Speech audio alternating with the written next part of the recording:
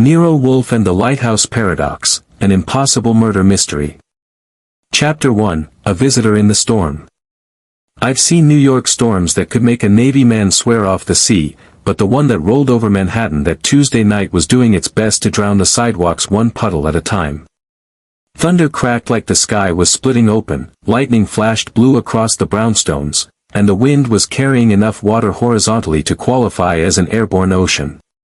Inside our West 35th Street brownstone, though, things were calm, or as calm as they get when Nero Wolfe is marching through his nightly routine. The big guy was in his custom-built red chair, the one that could comfortably seat a Roman emperor, and was engaged in two activities he held sacred, digesting Fritz's cassoulet and preparing to read a monograph on some obscure Balkan moss. I was across from him typing up notes from a case we finished that afternoon, a two-timing entrepreneur who wanted proof his business partner was more into fraud than friendship. Wolfe grunted at a particularly enthusiastic clap of thunder. Confound this barbarous weather. It mocks the concept of civilization. Civilization can take a joke once in a while, I said, continuing to type. Besides, if the storm keeps up, it might discourage visitors. As if summoned by my own big mouth, the doorbell rang. It wasn't timid either, the kind you give when you hope someone's home. This one was more like open up before I melt out here. Wolfe set down his moss monograph with a look of victory, as if the weather had proven his point. Archie. See who is disregarding every principle of decency by disturbing me at this hour. I went to the door. The rain was coming down so hard the glass panes rattled. When I opened it, a woman stood there drenched in a navy raincoat, hair plastered to her head, face pale and tight like she'd been holding her breath for miles. Her eyes were sharp, the color of steel, but with something cracked behind them. Please, she said, shivering. I need to speak to Nero Wolfe. It's urgent. Lady, I told her, on this block, asking for Nero Wolfe at this hour is like knocking on the Vatican door and asking the Pope for a cigarette. But come in. She stepped inside, dripping a small lake on the floor. I took her coat, or rather peeled it off her, and led her to the office. Wolfe raised his eyebrows just enough to register displeasure. This is Mr. Wolfe, I said. And I'm Archie Goodwin. Now, tell him why you're giving the weather competition. Her hands were trembling, so I pushed a chair forward. She sat but didn't relax. People seeking Wolfe rarely do. My name is Julia Kincaid. My brother, Robert, is the lighthouse keeper at Falcon Point on the Maine coast. He's been missing for 3 days. Wolfe exhaled slowly. Madam, missing persons are a police concern.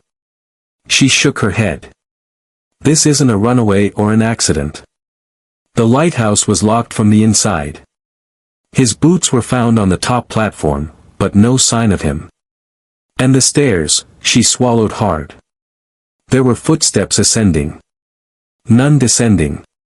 Wolfe shifted, which for him is equivalent to another man leaping out of his seat in astonishment. Pfui. A vanishing act in a lighthouse. Supernatural drivel. It isn't supernatural, she said, clutching her bag. It's deliberate. Someone wanted it to look impossible. And there's more. The night before he disappeared, he sent me a letter, urgent, saying he had discovered something. Something dangerous. Do you have this letter? Wolfe asked. His tone had moved one notch from disdain to interest, a major emotional shift for him. She handed it to me. The envelope was smudged from her wet fingers. Inside was a single page in quick handwriting. Julia, if anything happens to me, know that it's connected to the lights. Someone is using them. Someone who shouldn't. I can't write more here. Meet me if I can get away. No signature, but it was dated. I passed it to Wolfe. He read it once, frowned, and read it again. Then he set it on his desk as if it might combust. Falcon Point, he muttered. A desolate region. More rocks than people. Why would anyone choose a lighthouse as a stage for intrigue? That's what I'm asking you to find out, Mr. Wolfe. She leaned forward. The local authorities think my brother fell or ran. But he didn't. And the people around the lighthouse, the assistant keeper, the historian renting the cottage nearby, the artist who paints the coastline, and a marine physicist studying optical refraction, they all insist they saw nothing. But they're lying. I know they're lying. I whistled low. That's quite a cast you've got up there. She nodded. Robert made enemies. Quiet ones. The kind who wait. Wolfe sighed, long and suffering, and folded his hands over his middle. Miss Kincaid, I do not leave this house. The world outside teems with discomforts.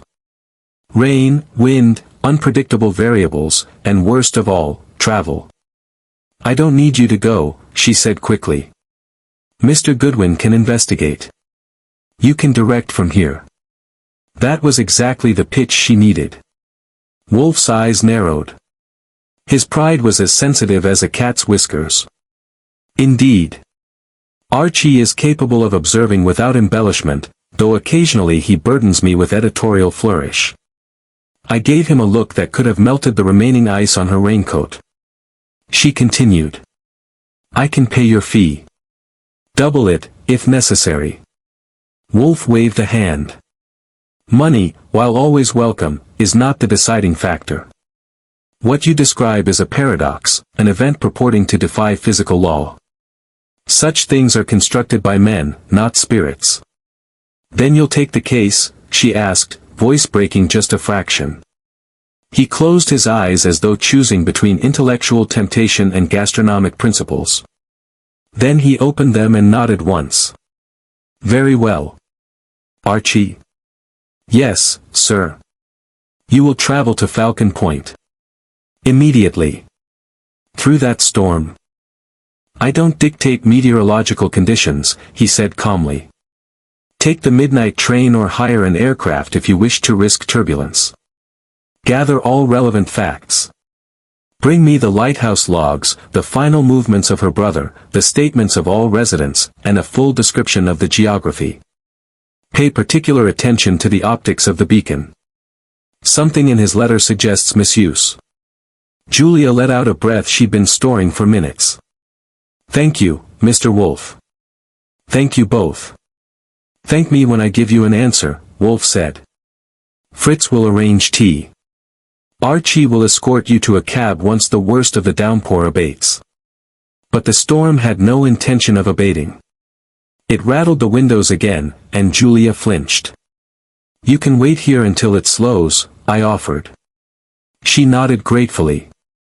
Wolfe turned his chair toward the shelves.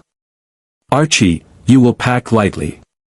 Rain gear, notebooks, and a revolver. Falcon Point sounds like a breeding ground for foolishness. Foolishness tends to breed everywhere, I said. Even in brownstones. He grunted, his version of a retort.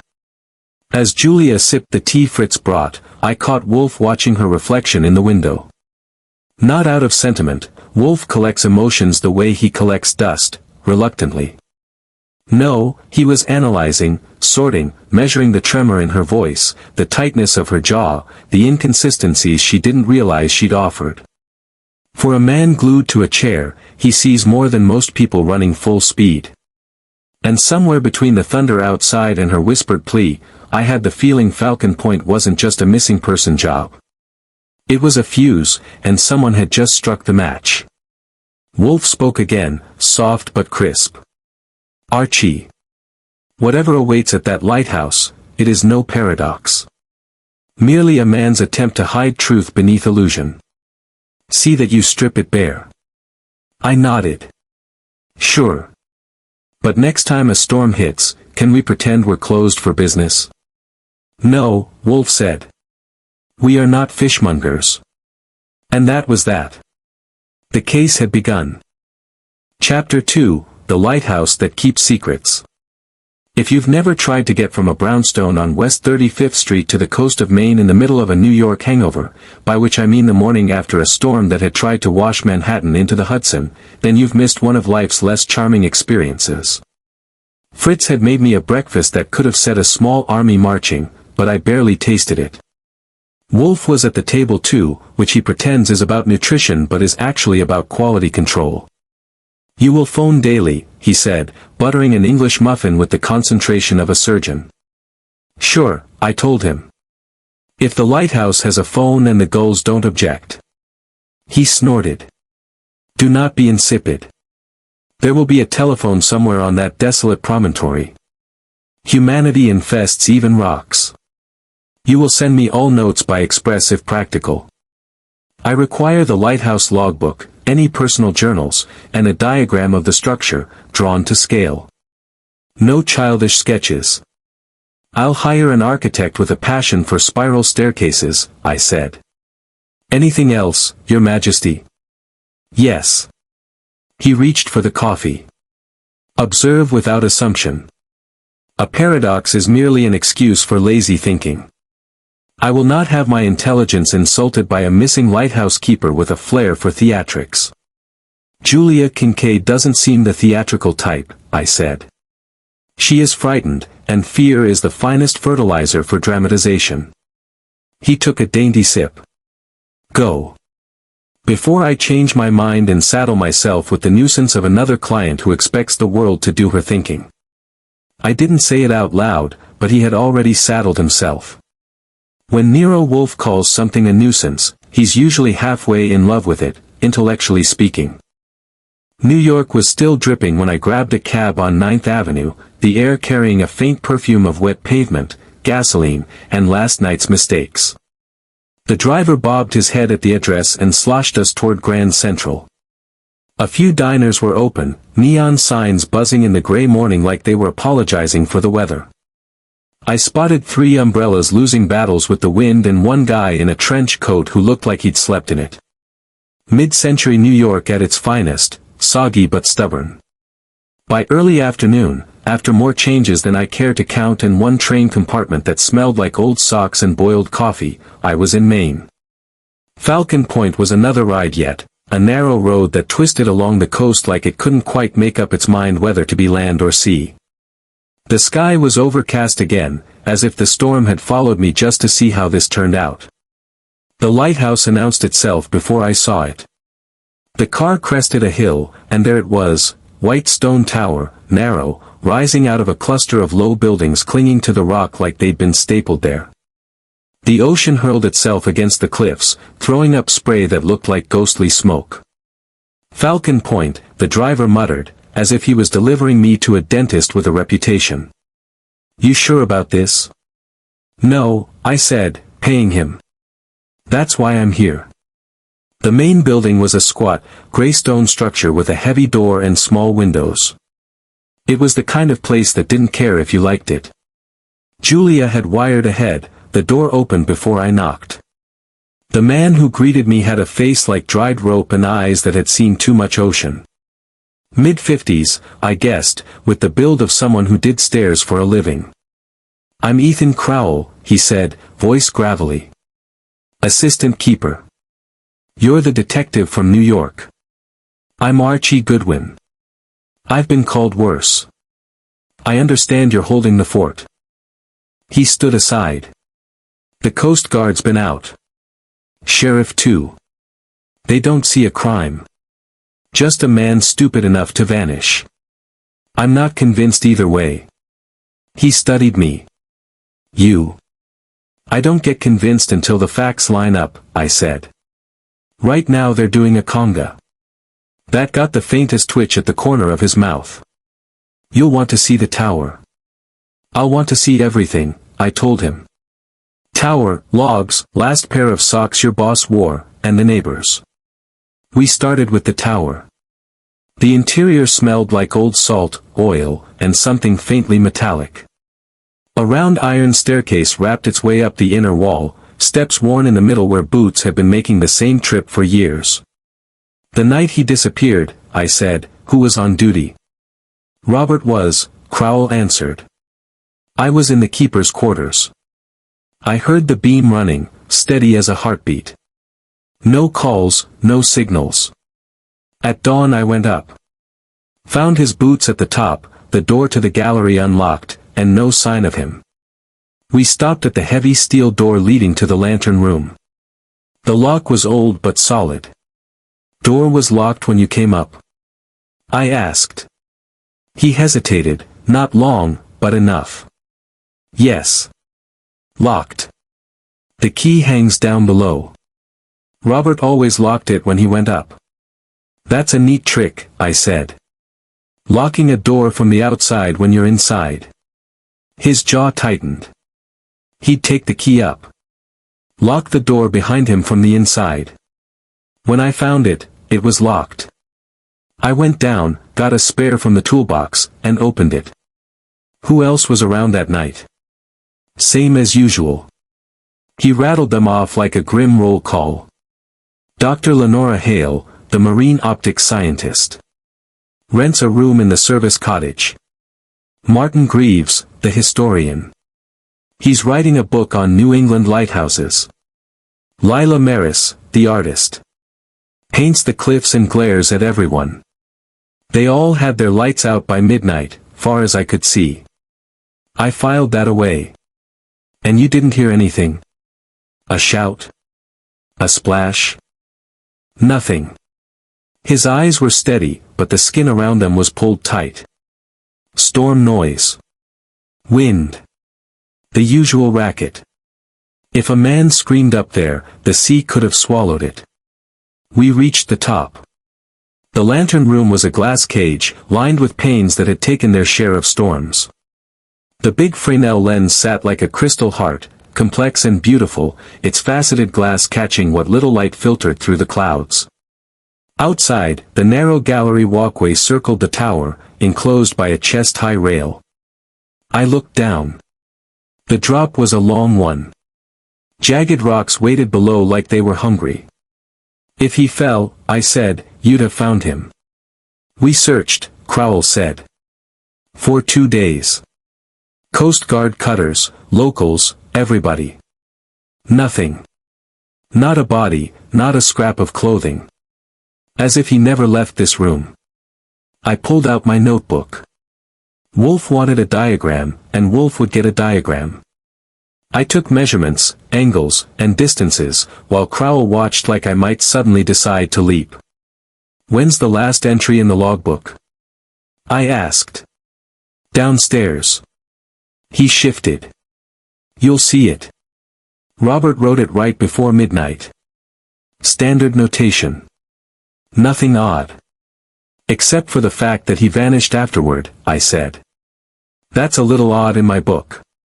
The logbook was on a table in the main room, thick and worn. The last entry, in tight, controlled script, read. 2300 to 0000, visibility fair. Beam functioning. No vessels sighted. Pattern, standard. Notes, minor fluctuation in reflection at 2315, cause undetermined. Minor fluctuation, I said aloud. What does that mean? Crowell shrugged. Lens caught spray. Lamp hiccuped. He was thorough. I did a slow turn of the room. Hooks on the wall, empty where a coat should have been. A mug on the counter with a ring of dried coffee. A chair pushed slightly away from the table, not properly shoved in. Little things. Who touched what after he disappeared? I asked. Coast Guard checked the place, Crowell said. Sheriff too. I stayed out of their way.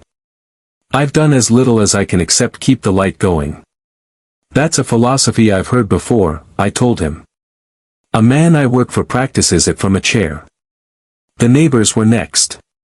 Crowell pointed their locations out through a rain-speckled window. The service cottage there, that's where Dr. Hale stays. Greaves has the old boathouse. Lila's in the clapboard shack on the bluff. You'll know it by the canvases and the attitude. Let's take them in order of who'll dislike it most, I said. Lead on. He hesitated. They don't like questions. That's all right, I said. I like answers, so we'll split the difference. Dr. Lenora Hale opened the door just far enough for her face to fit in the crack. Thin, early 40s, with short dark hair and glasses that gave her the look of someone who didn't tolerate slow minds. "I'm working," she said. "If this is about the disappearance, I've already told the sheriff everything." "Then you've had practice," I said cheerfully. "I'm Archie Goodwin, out of New York. I work for Nero Wolfe." Her eyebrow flicked. "The Nero Wolfe? There's only one. The chair would break under a fake." She sighed and let me in. Instruments were spread on a table, lenses, notebooks, a small model of the lighthouse beam. On the wall, she'd pinned charts, lines and angles, complicated doodles that probably meant something impressive. "I study how light behaves in marine atmospheres," she said. "Refraction, diffusion, all the rest." Yes, I knew Robert. No, I did not murder him, shove him off the tower, or make him vanish into thin air with a magic trick. Satisfied? "Lady," I said, "I haven't even started." She gave me her version of the night, went to bed at 11, heard nothing unusual, saw the beam turning steady when she glanced at it once around midnight. No visitors, no knocks, no clandestine Morse code from the cliffside. Just a quiet, boring night with one missing man at the end of it. But she slipped once. When I asked about Robert's last letter to his sister, she said, "He told me he'd finally found proof." "Proof of what?" I asked. She pressed her lips together. "Ask me that again when you've talked to the others." Subtle clue number 1, she was more scared of her own answer than of any suspicion I might throw at her. Martin Greaves, the historian, was next. He had the beard for it, gray, neatly trimmed, and smug. Books were piled everywhere in the old boathouse, and the smell was paper, dust, and brine. "A tragedy," he intoned, when I told him who I was. "The sea is a greedy archivist, Mr. Goodwin. It erases as much as it records." "Sure," I said. "But I like my archivists less mysterious." "You see or hear anything that night?" He claimed he'd fallen asleep over his manuscript, woke up stiff at 3 in the morning, and noticed only that the beam was sweeping the waves like always. When I asked about Robert's controversial theories, his eyes lit up too fast. "Not my story to tell," he said. "Not yet." Subtle clue number 2, no historian alive passes up a chance to lecture unless the topic is dynamite. Lila Maris made no attempt to be charming. Her shack was full of canvases of the cliffs and sea, painted with bold strokes that looked like they'd stabbed the ocean. She wore a paint-smeared sweater and had a cigarette drooping from the corner of her mouth. "Another cop," she said. "Worse," I told her. "A New Yorker." She barked a laugh. "You people think the ocean is a rumor. Sometimes it is." I glanced at a canvas. The lighthouse was there, small and white against a black sky, beam slashing the dark. "You paint this the night Robert disappeared?" "Next day," she said. "While everyone was searching for a ghost." "Did you see him that night?" "From here." She flicked ash toward the window. "I saw the beam pivot, steady as ever. Light goes, light comes. Men vanish. That's all." But when I asked whether Robert had enemies, her fingers tightened on the cigarette. "Everyone has enemies," she said. "Some just hide better than others." By the time I stepped back onto the rock path, the clouds were closing in again, and the lighthouse beam flickered on, sweeping the gray like an accusing eye. I headed back to the main building for 2 things, the phone and my sanity. Crowell showed me the office nook and left me alone with a black rotary that looked like it had known better days. I dialed the brownstone. After 4 rings, Fritz answered, voice neat and precise. "Mr. Goodwin." "One moment, please." Wolfe came on. "Well?" "I've met the cast," I said. "They're a cheerful bunch. One assistant keeper who's nervous about locks, one scientist who's more scared of her own research than the ocean, one historian who won't talk about the good part, and one artist who paints like she's stabbing someone." Oh, and a lighthouse where a man walked up but apparently never came down. Pfui, Wolfe said. No man ascends without descending. You will send me a diagram tonight. I'll draw it while the gulls sing me to sleep. Anything you want to know first? Yes. Ask each of them, separately, whether the light pattern that night deviated at any point. Note every answer. Then ask them again tomorrow in a different form. Contradictions will be suggestive. You think someone was playing with the light, I said. I think, he replied, that a man who writes a note about someone using the lights does not vanish before midnight without cause. Get me facts, Archie. Not atmosphere. I looked out toward the beam cutting through the darkening sky. Atmosphere, I said, is all I've got up here. Then strip it away, he said, and hung up. The lighthouse turned, steady and unblinking, but I had the feeling that somewhere in that revolving beam, someone had hidden a message, and maybe a murder. Chapter 3, The Missing Keeper's Last Signals. Falcon Point at night isn't spooky, that would imply it's trying. The place doesn't have the ambition. It simply exists, a cold stretch of rock holding up a lighthouse that has seen more storms than I've had hot meals. By the time the beam began its slow sweep across the dark ocean, I had settled into the keeper's quarters with the logbook, a cup of coffee strong enough to dissolve small hardware, and a stack of notes for Wolfe. The first order of business was cataloging everything Robert Kincaid had recorded in the final days before he vanished. Wolfe wanted patterns, he always wants patterns, and I am the guy stuck squinting at handwriting until my eyes go crosswise. The early entries were the usual lighthouse material, weather, visibility, vessel sightings, maintenance. But the last 3 days had something new, subtle comments about reflections, anomalies, and light irregularities. Nothing loud, but enough to put question marks in Wolfe's eyebrows. At 11:15 p.m. the night of the disappearance, Robert had written one note that stuck in my throat. 23:15, beam reflection inconsistent with expected curvature. No identifiable cause. Logged for later study. A keeper doesn't write that unless something bothers him. A keeper who then disappears after calling attention to it, well, that's something else. I was just putting pencil to page when the door creaked. Ethan Crowell stood in the doorway, looking like he'd aged 3 years since I met him that afternoon. He nodded toward the logbook. You find anything? Depends, I said. Do you count cryptic notes about reflections as something? Robert was always thorough. Too thorough sometimes. Too thorough for who? He didn't answer. Instead he moved to the window and stared at the tower, hands jammed in his pockets. You think he's dead? He asked without turning. That's your question, I replied. Mine is whether he disappeared before or after someone helped him. Crowell's jaw twitched. If you're accusing me. I'm not, I said lightly. Yet. But you're high on the list of people who could have been around without raising suspicion. What was your relationship with him? He hesitated. We worked together. That's all.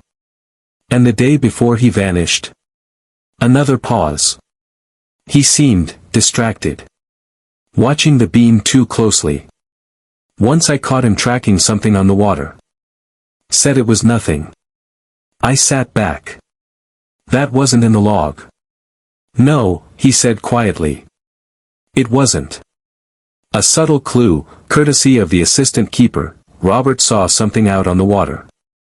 Something he didn't want written down.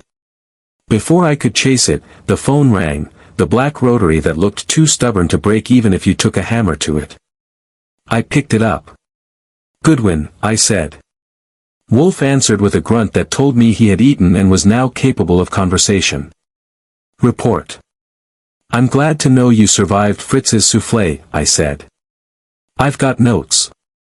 Reflections, anomalies, a keeper acting squirrely in the last days. Crowell claims Robert spotted something at sea that he didn't write down. That man, Wolfe said dryly, is beginning to irritate me from a considerable distance. You two would get along famously. He ignored that. Have you spoken to the others again about the beam? That's next on the agenda. Anything specific I should squeeze out of them? Yes. Determine if any of them had reason to observe the lighthouse the night he vanished. And ask whether they noted any deviation in pattern or rhythm. Repetitions, pulses, anything that betrays human interference. That's a lot of questions. You are capable of asking them, Wolfe said. You have proved this. He hung up before I could reply, standard procedure for maintaining his air of efficiency. The next morning the fog rolled in thick as pudding. The beam's sweep was faint through the haze, and the world looked half-dissolved. I headed first to the service cottage to catch Dr. Lenora Hale before she vanished into her equations. She greeted me with her usual warmth, meaning none. Her glasses were fogged at the edges, and she wiped them impatiently. Did you need something specific today, Mr. Goodwin? Yes, I said, stepping inside. Do you recall the exact behavior of the lighthouse beam the night Robert disappeared? She hesitated. I didn't miss it. Steady, she said. Consistent rhythm. No deviation. That's your story yesterday. It hasn't changed. Good, I said. Then we agree your earlier statement is that you glanced at the beam once around midnight. Not exactly enough to swear on a stack of physics journals that it behaved perfectly. She stiffened. I know what I saw. Lady, if I told Wolfe I knew what I saw after glancing once, he'd tell me to replace my eyes with ones that worked. She folded her arms. Are you implying I'm lying? No, I said. I'm implying you're nervous. A scientist who doesn't like uncertainties is like a detective who doesn't like clues. She paced once, then stopped. Fine. There was something. A brief shimmer. Probably atmospheric. I dismissed it. What time? Somewhere between 11:30 and midnight. The same period Robert noted his anomaly. Subtle clue number 2, Dr. Hale liked to trim the truth down to size. Next stop, Greaves, the historian. He opened the door with an expression that suggested I'd interrupted a war treaty. You again. You're popular too, I said, stepping inside. Question of the day, what did the lighthouse beam do the night Robert disappeared? Greaves stroked his beard. Performed its duty. A symbol of perseverance, Mr. Goodwin. A sentinel. Cut the poetry, I told him. Any deviations? None. Which was when I noticed something new on his desk, a set of diagrams of lighthouse signal patterns. Multiple versions. One with handwritten notes. Curves, dashes, dots. Morse. Encoded flashes. You're not researching light communication for fun, are you? I asked. He slammed the book shut. My research is my own. Robert's note to his sister said someone was using the lights. You studying the same topic? Coincidence? His eyes hardened. Leave. Subtle clue number 3, the historian had a hobby he didn't want displayed in court. Finally, Lila Maris. She was outside her shack, attacking a canvas with a brush like she'd lost a fight with the ocean and was taking revenge. Tell me something, I said. Did you notice the lighthouse beam changed the night Robert disappeared? She didn't stop painting. Light changed. Always does. Meaning. Storm had left moisture in the air. Lens catches it. Looks different every time it sweeps. That's a very artistic answer, I said. How about the version where you admit whether it flickered, stalled, pulsed, stuttered, anything unusual? She paused, brush mid-air. There was a hiccup. Quick. Fraction of a second. Didn't think anything of it. Why should I? Because the missing man noticed one too. Her face didn't move, but her eyes did. Subtle clue number 4, this crew had seen more than they were willing to confess, but none of them wanted to be the first to say so. I returned to the keeper's quarters and phoned Wolfe again. Fritz answered, sounding like he'd rather be stirring a pot than juggling a telephone. "One moment, Mr. Goodwin." Wolfe came on. "Report." I laid it out, the shimmer, the hesitation, the encoded diagrams, the fractional flicker. He grunted. "So the paradox grows more satisfying. Glad you're enjoying your armchair while I'm surrounded by fog and liars. You are well equipped to handle both." I heard him shift, the sound of upholstery groaning in loyalty. "Listen carefully. Those diagrams in Greaves's possession determine whether they match the standard luminous Morse alphabet or a derivative. Also, obtain from Dr. Hale a written explanation of the optical behavior of the lens under conditions of high humidity." "She'll love that," I muttered. "And Archie," Wolfe added, "do not antagonize the artist unnecessarily. They are volatile." "That's news," I said. "She already paints like she's auditioning for a stabbing." He ignored me. "You will also check the mechanical operation of the lamp. Determine if it can be manipulated externally or if tampering would require access to the tower. That part one can handle." "One more thing," he said. "Did you observe any items in the tower that seemed displaced? A missing tool, an extra one, a scratch, a residue of any kind?" "Nothing obvious." "Then look again. Carefully.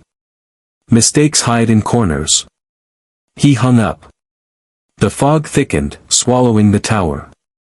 I walked up the path again, boots crunching on gravel slick with moisture. The lighthouse loomed above me, a giant, brooding sentinel that didn't care how many people vanished under its watch. Inside, the metal staircase creaked as I ascended.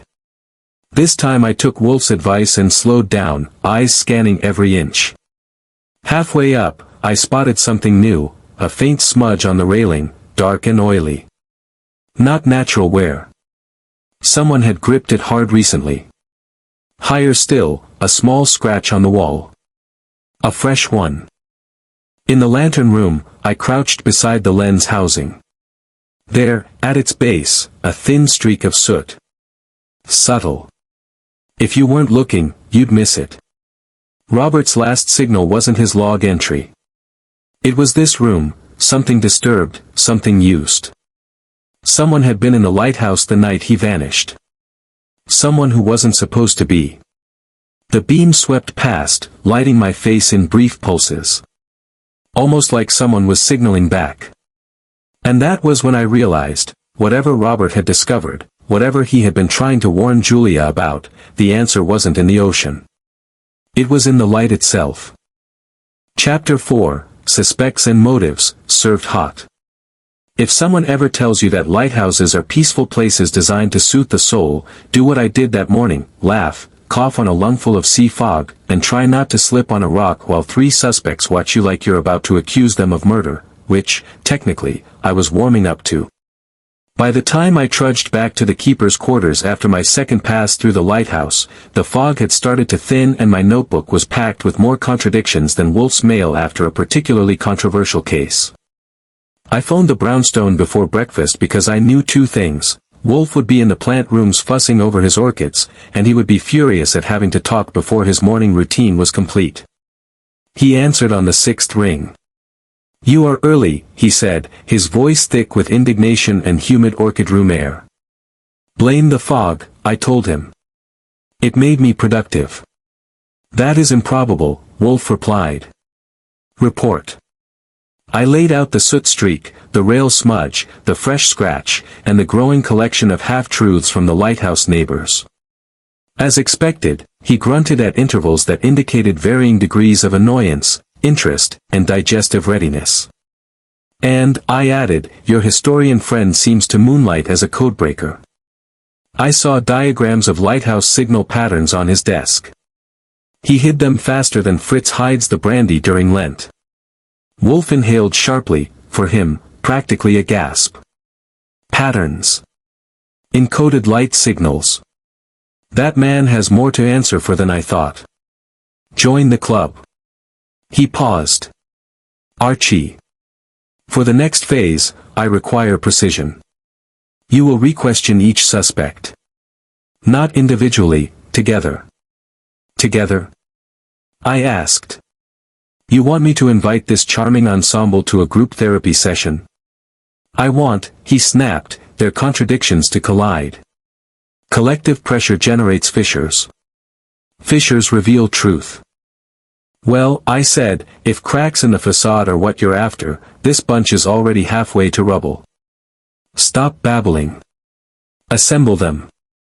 Record every remark, gesture, and lapse. His voice sharpened. And Archie. Yes. Do not attempt to imitate my techniques. That stung more than it should have. I wouldn't dream of it. I happen to enjoy being mobile. He hung up on that insult, fully satisfied. 30 minutes later, I had collected the suspects into one room like a wrangler herding reluctant cattle.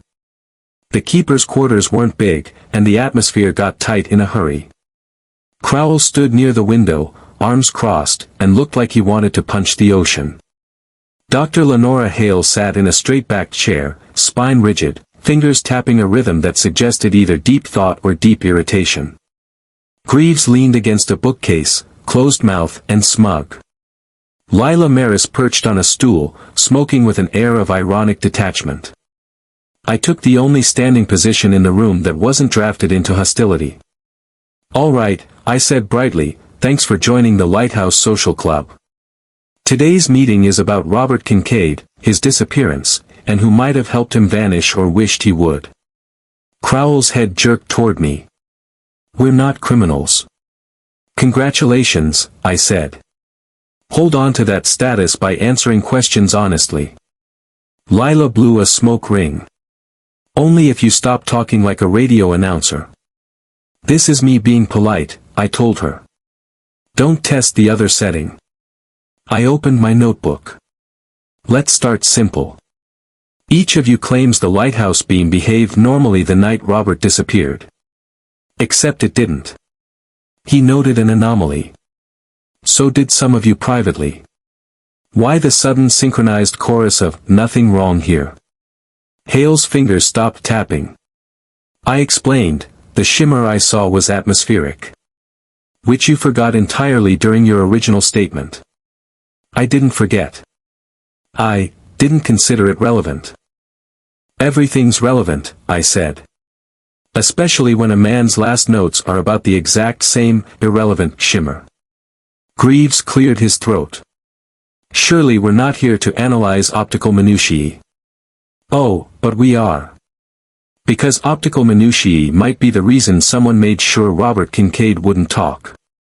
That got their attention. I continued. Next item, coded light signals. Dr. Hale, you study refraction. Mr. Greaves, you've got enough diagrams to qualify for a Navy communications post. Lila paints the lighthouse like she's memorizing every flicker. And Crowell, you were with Robert night after night, watching the beam swing. Don't tell me none of you noticed something you didn't want to acknowledge. Crowell bristled. You're implying. I'm implying nothing, I said. I'm observing. The four of you are tight-lipped on the same subject. Hale shot a sharp look at Greaves. You didn't tell him. I didn't tell him anything, he snapped. My research is private. That's the problem, she said. Everyone here has research, motives, or secrets, and all of them intersect at the lighthouse. Crowell slammed a hand on the table. Stop talking like you weren't part of this. Part of what? I asked. That shut them up. Nothing jams a conversation like an unexpected spotlight. Lila stubbed out her cigarette. Look, Goodwin, we live on a rock with one lighthouse. We see each other daily. Secrets don't stay secret. Not for long. Except one, I said. What was Robert planning to reveal? No answer. Fine, I said. We'll proceed differently. Tell me what you all really think happened to him. Hale spoke first. I think he discovered something in the beam's behavior that frightened him. Something he couldn't quantify. Greaves snorted. He was paranoid. That log entry was nothing but a man seeing significance where there was none.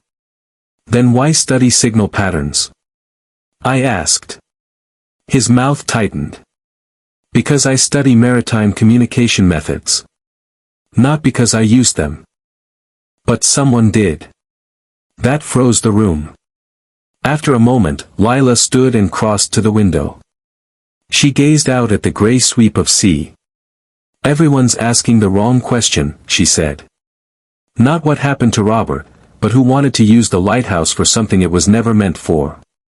Crowell's expression darkened. Don't start this. She turned. Oh, I'll start it. Robert suspected it.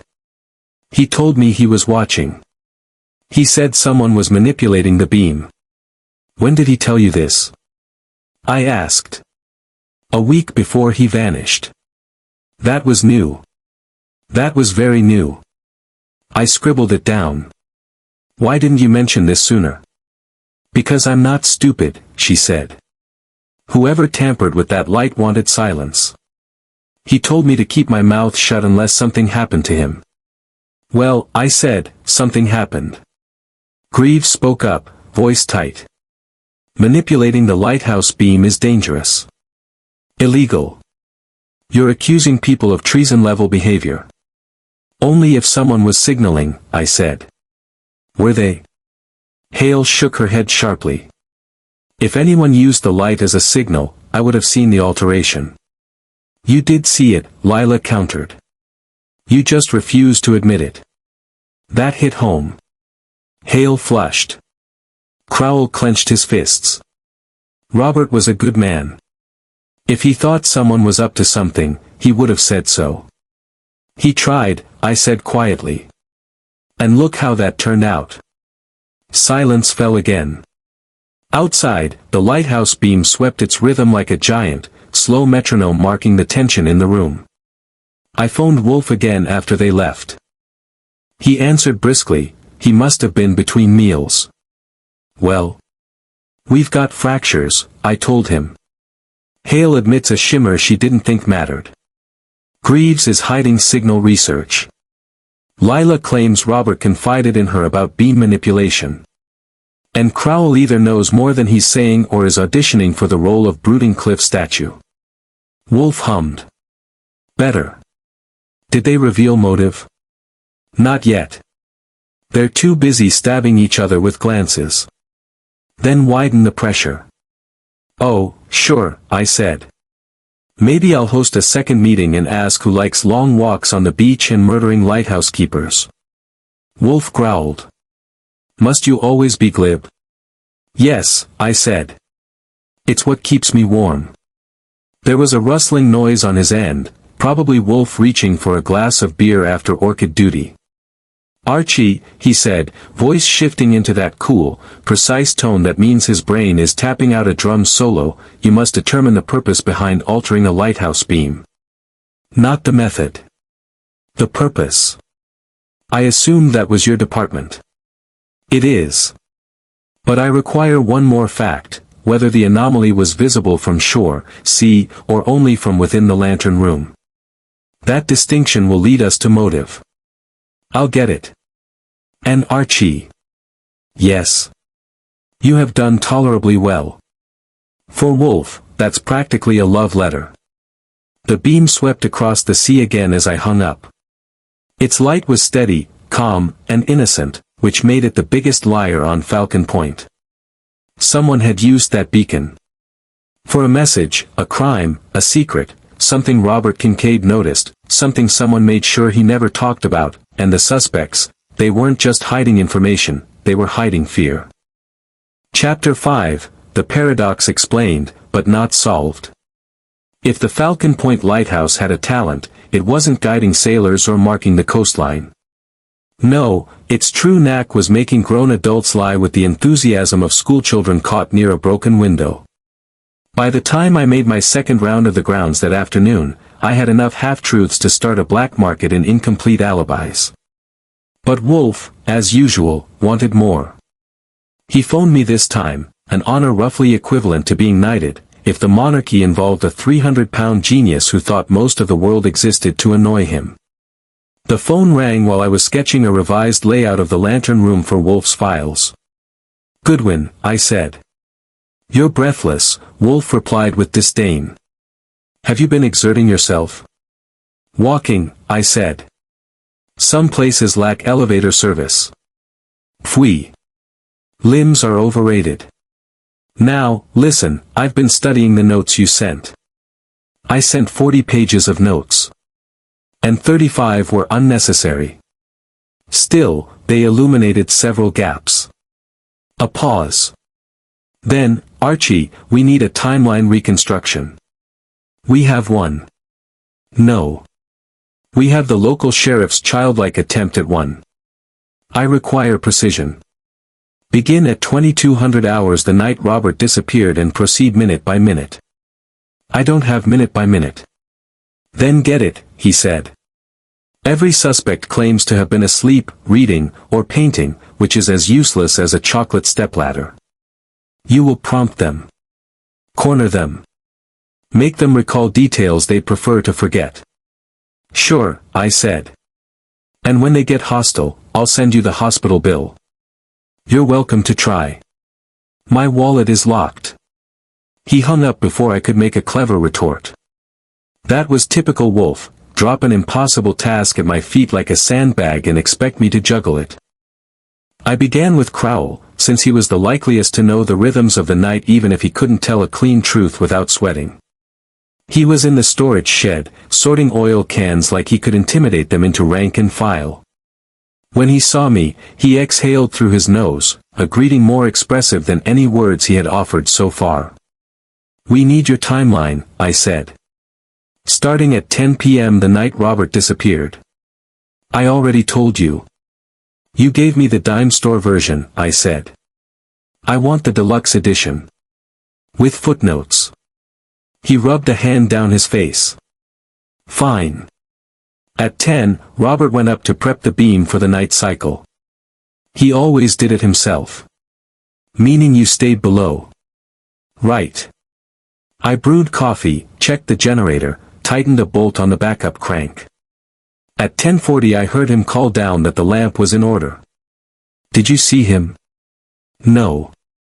Just his voice." Subtle clue number 1, he heard a voice he assumed was Robert's, but hadn't verified its source. "Go on." I sat in the quarters, read a magazine. Around 11:20 I thought I heard the beam hiccup. "So you did hear something irregular?" "Yeah," he admitted. "But it was faint. And short. I didn't think anything was wrong." "Everything is wrong," I said, "when a man disappears afterward." He looked pained. "You think I don't know that?" Maybe he did. But guilt and knowledge aren't twins. Dr. Lenora Hale was next. She opened her cottage door just wide enough for me to slip inside before she retreated to her desk like it was home base. Her workspace was a battleground of papers, equations, and charts. "Mr. Goodwin," she said, adjusting her glasses. "Have you come for more optical harassment?" "I've got Wolfe breathing down my neck." "Trust me, harassment is trickle-down." I leaned against the wall. "Your timeline, starting at 10 p.m. Her fingers twitched. I was working on recalibration equations. At 10:30 I stepped outside to feel the humidity. It was high enough that the beam looked diffused. Normal given the weather. And at 11? Still working. I went to bed about 11:20. "Did you hear the hiccup in the beam then?" She inhaled sharply. "If I admit I heard something unusual, you'll twist it into something sinister." "I don't twist facts," I said. "I bend people's excuses until facts fall out." She groaned. "Fine." There was a shimmer at 11:15. I logged it mentally. "Happy?" "Ecstatic," I said. "And did you see light from the tower at any angle it shouldn't have been?" Silence. She pushed her glasses up. "I'd rather not answer that." Which meant the answer was yes. Subtle clue number 2, the scientist was afraid her expertise would incriminate someone, maybe herself. Greaves, the historian, was sitting on a rock overlooking the sea when I found him. He always looked like he belonged with old stones and older secrets. Your timeline, I said. He sighed dramatically. Must we? Yes.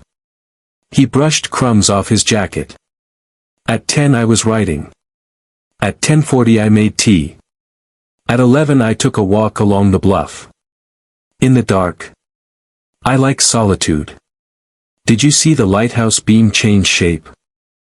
He tightened. The fog was thick. The beam appeared wider once.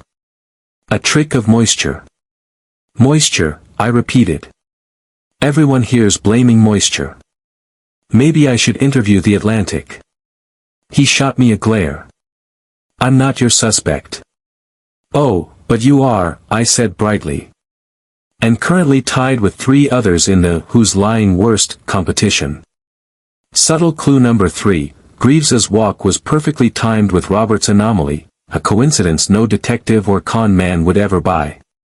Lastly, I found Lila on the bluff, painting the lighthouse with rapid strokes that made the canvas tremble. Timeline time, I said. She didn't look up. 10 o'clock, painting. 10:30, still painting. 11, annoyed that the beam was messing with my shadows. 11:20, went inside to get warmer clothes. Did you notice any unusual signals? She lowered her brush. Signals? No. A flicker, yes. A dark flash. Like someone turned the lamp partly off for a second. That was the strongest admission yet. Thank you, I said. You're the only honest one in this bunch. Don't get sentimental, she muttered. I'm honest because lies take too much energy. Subtle clue number 4, Lila was scared, but she hid it behind cynicism better than the others.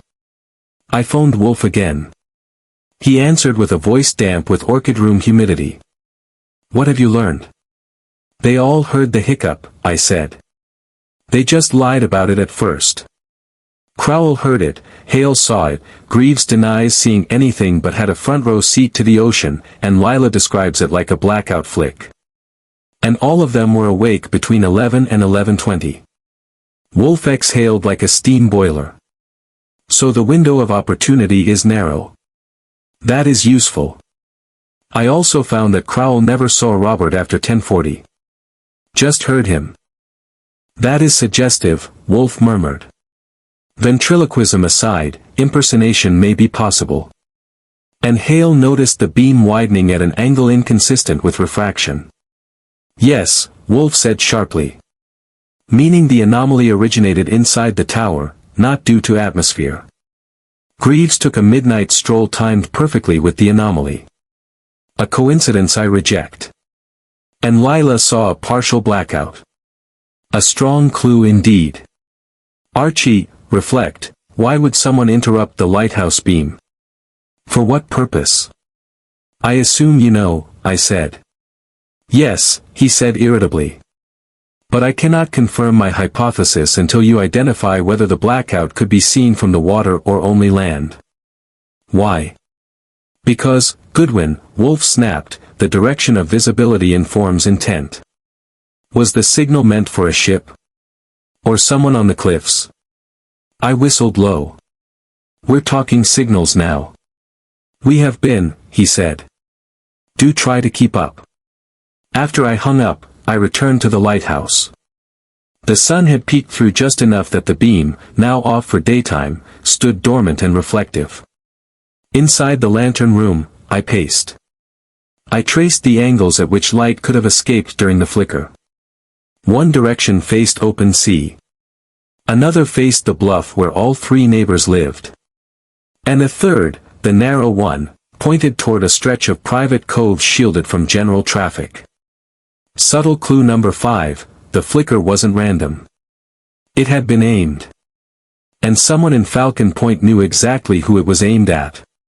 The paradox wasn't the locked room or the missing footprints. It was the simplest contradiction of all. Everyone claimed to have seen nothing. But everything they saw contradicted everyone else. Wolfe would love that. Or hate it. It's hard to tell with him. But one thing was clear, we now had a timeline that was impossible. Which meant someone had constructed it. And whoever built the lie had also engineered Robert Kincaid's disappearance. Chapter 6, The Keeper's Silent Message. If Falcon Point had a welcoming committee, it was the wind, and the wind had no intention of offering hugs, handshakes, or warm beverages. It clawed at the cliffs as if trying to pry loose the lighthouse itself. I'd been up the tower twice that morning and was warming up for a third ascent when the phone in the keeper's quarters rang with all the patience of a drill sergeant. "Goodwin," I said. "I trust," Wolfe replied, "that you are not out gallivanting." "Gallivanting? No. That requires sunshine, music, and an absence of murder suspects. Pfui. Spare me your florid misery. I require an update." "I'm headed up the tower now," I said. "You asked me to recheck interior angles and possible access points for tampering. I'll let you know if the laws of physics have changed." "They rarely do," Wolfe said. "But men lie about them often." He hung up. Classic Wolfe, demand brilliance, refuse chit-chat, and leave me to stagger up 137 steps of spiral staircase while he sits 2 states away massaging his orchids. I grabbed my notebook, flashlight, and enough stubbornness to compensate for lack of enthusiasm. If Wolfe wanted new angles, he'd get them. The lighthouse interior was cold enough to make my breath curl. Halfway up the staircase, something caught my eye, something I hadn't noticed before, because in my defense, Wolfe's last instructions had sent me up and down like a yo-yo. It was a tiny scrap of charred paper wedged between 2 iron steps. Charred. I crouched and used a pencil to tease it loose. The paper fragment was brittle around the edges, singed almost to nothing, but the center held a few faint strokes of handwriting. Not much, half a word, maybe 2. Enough to make Wolfe raise an eyebrow and demand more. I pocketed it carefully and continued up. Inside the lantern room, the great Fresnel lens loomed like a glass cathedral. The room was spotless except for that faint soot streak I'd found earlier, and now, on closer inspection, a small blackened patch tucked behind the lens housing. Someone had burned something here. Recently. When the wind outside lulled for a moment, I could almost hear Wolfe grumbling. He hated partial clues. They offended him the way lukewarm beer offended him, deeply and personally. "Well, Robert," I muttered, "if you were trying to leave a message, you sure didn't make it easy." I pulled the stray scrap of paper from my pocket. Under different light, the faint letters sharpened. GHT Pat. Not one. Light pattern. Not once. Not one. The keeper's last message was literally going up in smoke. Downstairs, I laid the scrap on the table and phoned Wolfe immediately. He answered faster than usual, orchid time must have ended. "Yes. I found something," I said. "A bit of burnt paper in the stairwell. Looks like someone torched a note. Possibly Robert's." Wolfe inhaled sharply. "Describe it." I did. When I finished, I heard him shifting in his chair. "That is highly significant, Archie. You're telling me." "And the burn marks behind the lens suggest he was attempting to destroy something, perhaps after using the beam. That's my guess. But it wasn't fully destroyed. You will bring it to New York tonight." "Tonight?" I asked. "You want me to abandon the suspects, the lighthouse, and the Atlantic Ocean's efforts to drown me?" "Yes," he said simply. "I must examine it personally. And if someone here decides to arrange a second disappearance while I'm gone, pfui. You will leave them saturated in uncertainty. Fear is an excellent preservative. They will remain still." I couldn't argue that. When Wolfe weaponized psychology, even the gulls got nervous. "All right," I said. I'll hop the next train. Do so. And Archie. Yes. Take care that no one knows you found that fragment. Its existence may provoke action. That was Wolfe speak for don't get killed. Understood. I left Falcon Point with only my suitcase, my notes, and one charred scrap that might explain everything, or nothing. Crowell saw me heading to the taxi the town had begrudgingly provided. "You're going?" he asked, brows pulled together like two suspicious caterpillars. "Now. Just a quick run to New York. Got a man who insists on personal inspection. He doesn't trust your judgment. Wolfe trusts nothing but his own brain and Fritz's cooking. In that order." Crowell grimaced. "What about the case?" "I'll be back tomorrow," I said. "Try not to lose any more lighthouse keepers." His jaw worked, but he said nothing. As the taxi pulled away, I glanced back. Crowell wasn't watching the road. He was staring at the lighthouse. And he didn't look scared. He looked angry. Subtle clue number 1, anger at losing Robert, or anger that I'd found something. By the time I reached New York, the city was back to its usual jazzy hum, horns blaring, steam rising from grates, neon signs flickering through the evening haze. I breathed it in. Smelled like home, exhaustion, and the faint perfume of methodical genius. I took a cab straight to the brownstone. Wolfe was waiting in the office, in his chair, as immovable as Mount Rushmore but with better vocabulary. "You look disheveled," he said. "I traveled 3 states with a clue burning a hole in my pocket. You should be glad I'm not in pieces." "Pfui. Give it here." I handed him the scrap. He lifted it with the delicacy of a man handling a rare orchid petal. His eyes narrowed, scanning. What?" This was written in haste. On thin paper. Possibly torn from a logbook or personal journal. He held it up to the light. "Fascinating. That covers everything from lantern technology to the mating habits of moths," I said. "Narrow it down." He ignored me. "This phrase, light pat, almost certainly light pattern. And the second maybe, is not one, or was not once." So he was describing what he saw in the beam. Or what someone wanted him to signal, Wolfe corrected. "The fragment is an unfinished warning." "Then why burn it?" "To prevent someone else from reading it," Wolfe said. "Or because he was interrupted." That chilled me. "You think someone came up the tower while he was writing?" "Possibly. But look here." He pointed to the edges of the scrap. "This was not burned completely by accident. The charring is too even. Someone held this in flame intentionally, and then dropped it before finishing. So he didn't burn it." Wolfe's eyes locked on mine. "Archie. I believe someone was burning his message after he vanished. Subtle clue number 2, someone went back to erase evidence, and bungled it.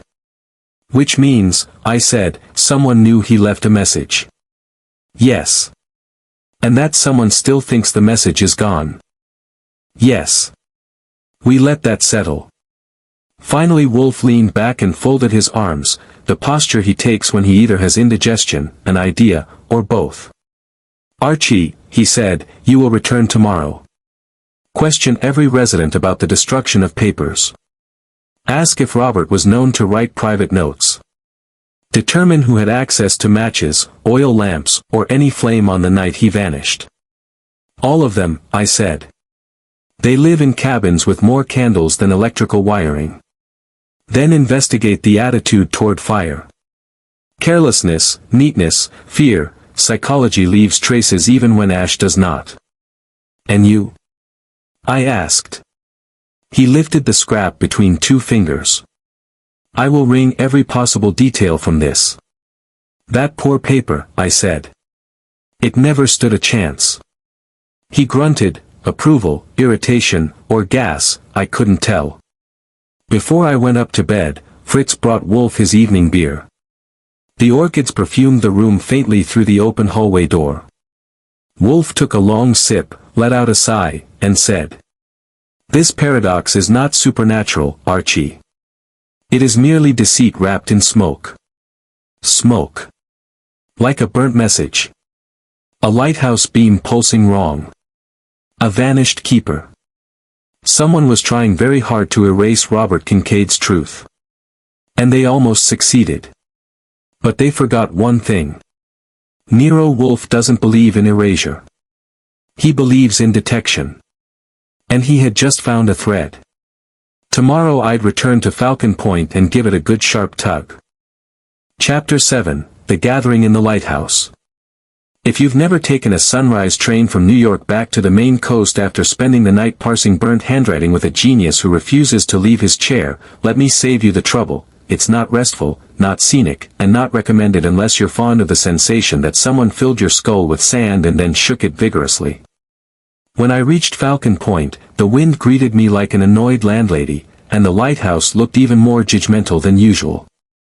I'd barely set my bags down when Crowell found me, wearing an expression somewhere between suspicion and mild seasickness. "You're back early," he said. "Wolfe works fast," I told him. "And he wants everyone assembled in the lighthouse tonight." Crowell blinked. "Why? Who's everyone?" "You, Dr. Hale, Greaves, Lila Maris, and Julia Kincaid, if she can get here. Wolfe wants a demonstration." "What kind of demonstration?" "The uncomfortable kind." He stared for a beat. "You mean he knows what happened?" "Wolfe always knows something," I said. "The question is whether the rest of us can keep up long enough not to embarrass ourselves." Crowell didn't look reassured. By noon, Julia arrived from town, pale but determined. I'd wired her from New York, and she'd made the trip faster than I'd expected. She looked worse than when she first knocked on our brownstone door. Grief and fear had a talent for rearranging a person's face. "Is there news?" she asked before I could say hello. "There's progress," I said. "It's not the same, but Wolfe seems to think we're circling the answer." She inhaled shallowly. "And the others?" "They'll be here. Though none of them are the cooperative type. People hiding guilt rarely are," she murmured. That wasn't the comforting outlook I'd hoped for. But she had earned the right to pessimism. I spent the early afternoon preparing the lighthouse for Wolfe's long-distance reenactment. This included borrowing a rearview mirror from Crowell's truck. He complained loudly, lifting an old shaving mirror from Greaves. He complained louder, and convincing Lila to loan a small framed piece of polished driftwood she'd painted with unsettling swirls. She complained but swore at me less than the others. I rigged the mirrors in a line through the tower, one on the stairs, one on the landing, one in the lantern room. Using angles that would make a geometry teacher faint, I positioned them so Wolfe, looking through a compact periscope contraption he had mailed up here in a suitcase-sized box labeled, "Do not manhandle," could see the workings of the room without climbing a single spiral step. The box cost me 2 sprained fingers and a bruised shoulder, but Wolfe's ego required feeding, and I was the designated waiter. By late afternoon the sky had gone metallic gray, and the wind kept trying to steal my notes. The suspects, and I use that term warmly, arrived exactly on time, mainly because they didn't trust each other enough to arrive late. We gathered at the base of the lighthouse tower. Crowell stood stiffly by the door. Dr. Hale adjusted her glasses every few seconds as if hoping to reframe reality. Greaves kept his arms folded, blocking sunlight and suspicion in equal measure. Lila looked like she'd spent the morning arguing with a canvas and losing. Julia stayed beside me, steady but visibly bracing herself. I lifted the bulky field telephone receiver that connected directly to Wolfe's brownstone. The cable stretched from the desk behind me all the way to the lantern room, where it plugged into the periscope device. "Wolfe," I said, "your admirers have gathered." "I have no admirers," he growled through the line, "only burdens." "Are the mirrors aligned?" "As aligned as the personalities in this room, which is to say, precariously. You should be able to see the lantern room now." There was a low hum, the kind Wolfe makes when he's verifying whether the universe is performing to his standards. Yes, he said. Crude, but adequate. Begin. If Wolfe had been physically present, he would have dominated the tower by sheer mass and disapproval alone. But even through an old phone line, his voice filled the space like thick smoke. Ladies and gentlemen, he said, we will reconstruct the final hour of Robert Kincaid's known life. You will assist Mr. Goodwin as instructed. Archie. I cleared my throat. We're starting at 11:10 p.m., the time Robert noted his first anomaly.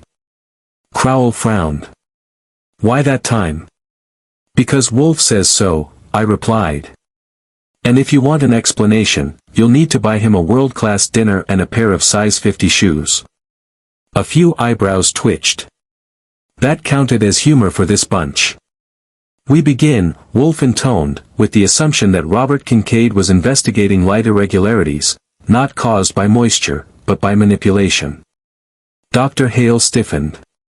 Manipulation requires access to the controls. Or interference with the lens, Wolfe countered. Mr. Goodwin, proceed to the lantern room. Bring Ms. Kincaid. Julia tensed, but she nodded and followed me up the spiral stairs. The others stayed below as instructed, Wolfe listening like a hawk on a telephone wire. The lantern room was quiet except for the wind thudding against the glass panes. Julia scanned the space where her brother had last stood. Now, Wolfe said in my ear, place the mirrors so I may observe the lens housing. I adjusted them, angling the driftwood piece to catch the reflection from the top mirror. The periscope hummed faintly, Wolfe examining, calculating. There, he said. Exactly what I expected. Which is? I asked. A residue pattern that suggests heat, too localized to be from ordinary lamp maintenance. Someone ignited paper directly behind the lens. Julia swallowed hard. You mean Robert tried to burn something? No, Wolfe said gently. I mean someone tried to burn something after Robert was gone. We let that settle. Archie, Wolfe continued, now stand where Robert stood when he wrote his final note. I moved toward the wall near the rail. Julia, Wolfe said, where would your brother have positioned himself if he were recording irregularities? She pointed to the exact spot. I stepped there. The view of the sea was clear. The view of the cliff across the cove, the one where the cottages sat, was clearer. Good, Wolfe said. Now, turn slowly until you face the beam's reflection angle. The angle the anomaly would have appeared. I did. And it lined up perfectly with one direction, the bluff where the neighbors lived. The anomaly, Wolfe said, was visible from the cottages, but not from the sea. Therefore, it was not intended for a ship. I tightened my grip on the railing. Meaning the signal was meant for someone on land. Precisely. A shuffle echoed from below, one of the suspects shifting uneasily. And now, Wolfe said, the key demonstration. Archie, dim the lamp by adjusting the manual shutter to the position corresponding with the flicker our painter Ms. Maris observed. I did. The light thinned. A tremor of reflection crossed the bluff. Now restore it. I did. Below, even without seeing faces, I could feel the tension. You all saw that, Wolfe said. That flicker, a deliberate signal, would have been unmistakable to anyone waiting on the bluff at 11:15 that night. A beat of silence. Which, Wolfe continued, means Robert caught someone signaling. He attempted to record what he saw. He wrote a message. And someone followed him, or approached the tower later, intending to destroy that message. Julia closed her eyes. And you, Wolfe said loudly enough to rattle the glass, all denied seeing the flicker. Yet you all saw it tonight, and reacted. A thud echoed from the stairs, someone had shifted, or stumbled, or panicked enough to betray themselves. Archie, Wolfe said, assemble them in the lantern room. Their lies will now confine them more tightly than any lock. I gathered the 4 suspects and brought them up the spiral stairs. The room was cramped with them inside, each carrying fear like a personal accompaniment. Wolfe spoke as if he were sitting in the room with us. One of you, he said, engineered that signal. One of you used this lighthouse for a purpose beyond navigation. And one of you destroyed Robert Kincaid's final note. Eyes widened. Jaws clenched. But, Wolfe said, the paradox is not fully resolved. Great. Leave them trembling on a cliffhanger. Tomorrow, Wolfe continued, I shall provide the explanation, and expose the guilty. Julia inhaled sharply. Crowell's fists clenched. Hale's glasses fogged. Greaves went pale. Lila stared at the lens as if it were accusing her. I didn't know who was guilty yet, but I knew one thing. When Wolfe says, tomorrow, someone's life is about to crack open. Chapter 8, The Light That Reveals All. If you ever want to know what tension feels like when it's been simmered overnight, cooled, reheated, and then served with a side of coastal paranoia, try gathering 4 hostile suspects at the base of a lighthouse before breakfast. Crowell glared at the stairs like they'd personally wronged him. Dr. Hale tapped her glasses as though thinking of new ways to mathematically despise me. Greaves looked ready to faint, sue me, or both. And Lila stood apart, arms folded, cigarette dangling, projecting the general vibe of a woman who would paint your portrait and then set it on fire for warmth. Julia Kincaid hovered near me, brittle but steady. She deserved an answer, and Wolfe was about to provide one, long distance, through a field telephone, with his usual charm. At 9 on the dot, the line crackled. Archie, Wolfe said, are they assembled? I glanced at the miserable quartet. Yes, sir. The gang's all here. Surlier than ever. Very well. Commence. His voice filled the room with the force of a man who believed acoustics should bow to him. Wolfe lays the groundwork. Ladies and gentlemen, Wolfe began, I dislike travel. I dislike fog. And I dislike the sea in all its moods. That I am forced to conduct this conclusion from New York is therefore a mercy, to you. Crowell muttered something that sounded like, lucky us. Wolfe continued without pause. We shall begin with the paradox. A man enters a lighthouse tower, his steps ascend but do not descend. The door is locked. The gallery shows no evidence of a fall. The sea yields no body. The lighthouse stands innocent, but the facts do not. Greaves swallowed loudly. The paradox, as I have stated before, is diabolically simple, once one discards the assumption that Robert Kincaid ever left the tower alive. Julia inhaled sharply. Lila whispered, I knew it. Crowell went rigid. Dr. Hale's fingers stopped tapping altogether. Wolfe narrates the final hour. At 11:15 p.m., Wolfe said, Robert noted an anomaly in the beam, the same anomaly each of you attempted to dismiss or minimize. Yet all of you saw or heard it. Why lie? Because acknowledging it ties you to the moment his murder occurred. Murder? Dr. Hale blurted. But. Yes, murder. Wolfe's voice snapped like a closing trap. Robert caught someone altering the lighthouse beam. Signaling. And that person could not allow discovery. Greaves took a step back. But who? Silence, Wolfe said. Archie, prepare the mirrors. I realigned the makeshift periscope so Wolfe could observe the lantern room through the vertical chain of mirrors. The room glittered with sunlight slicing through the great Fresnel lens. I have studied the scrap of paper Archie delivered to me, Wolfe said. It was the remains of Robert's final note. He wrote, light pattern, not one. Meaning, the beam was not following its regular sequence. Someone changed it. But only someone inside the lighthouse could, Crowell began. No, Wolfe interrupted. Only someone who understood the mechanics. Someone who had studied lighthouse signals. Someone who possessed diagrams of coded flashes.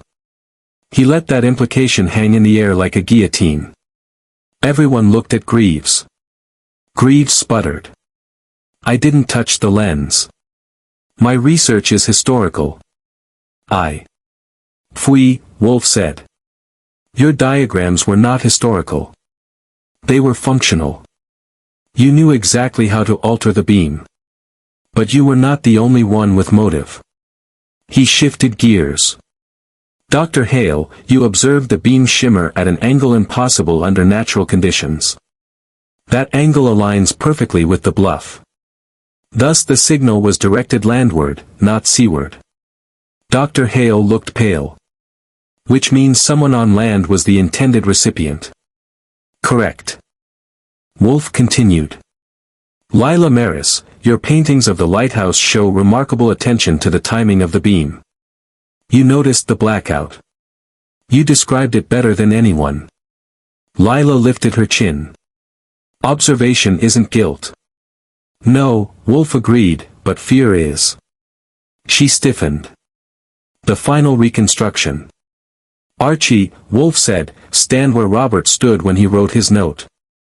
I moved to the wall, where a faint scrape marked the place he'd once leaned.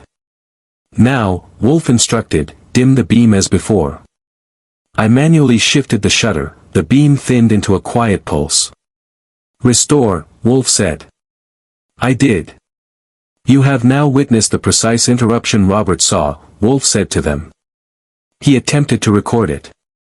Someone entered the tower, quietly, took him by surprise, and silenced him. Crowell spoke abruptly. But you said he didn't leave the tower. There's no body. Yes, Wolfe said, and that is the second part of the paradox. A beat. The murderer did not remove the body. He hid it. Greaves nearly choked. Hid it? Where? In the only place guaranteed not to be searched thoroughly, Wolfe said. Behind the lens housing. The cavity is narrow, but it is sufficient to conceal a man, temporarily. Julia gasped. My God. Dr. Hale pressed both hands against her mouth. Crowell went red. That's impossible.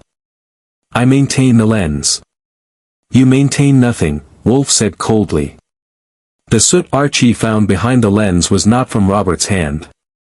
It was from the murderer, who burned the remainder of his note after hiding his body. The room swayed slightly.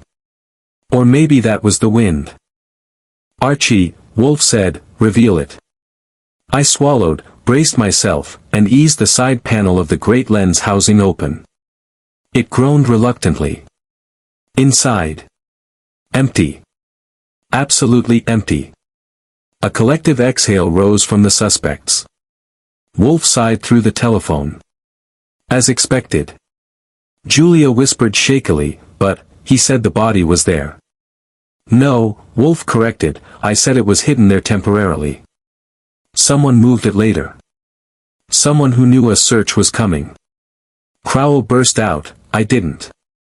Pfui. Wolfe snapped. You were too shaken, too earnest. You lacked the necessary skill and cunning. The person who hid the body returned for it later, disposing of it in the sea during the storm's height, ensuring it would never be found. A long silence fell. Then Wolfe said, voice low and inexorable. Martin Greaves. Greaves staggered back. No, no, absolutely not. But his face had already confessed. Julia stared at him, horrified. Why? Why my brother? Greaves clutched the railing as if the tower were pitching under him. He wasn't supposed to be up there. I thought he was asleep. The signal, my research, wasn't hurting anyone. Your research, Wolfe said icily, was espionage. You were signaling coordinates to a ship off the coast. Likely for payment. Robert noticed. He confronted you. He wrote a note.